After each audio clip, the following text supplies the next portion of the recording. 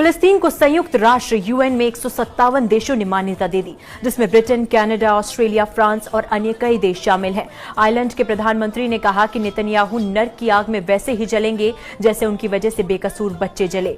UK के विदेश मंत्री ने कहा कि गजा में हो रहा जुल्म नाकाबिले बर्दाश्त है। यूएन वही जगह है जहां नेतन्याहू अब सभी देशों को अपना दुश्मन मान रहे हैं।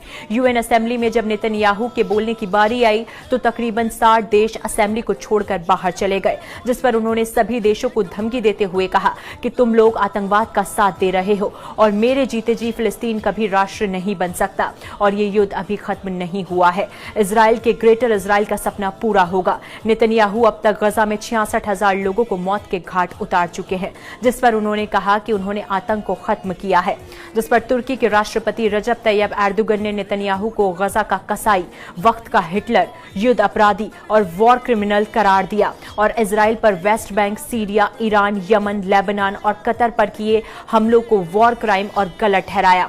उन्होंने गजा को दुनिया का सबसे बड़ा बच्चों और महिलाओं का कब्रिस्तान कहा। एर्दोगन ने कहा कि तुर्की गजा में हो रहे कत्लेआम के खिलाफ बोलता रहेगा।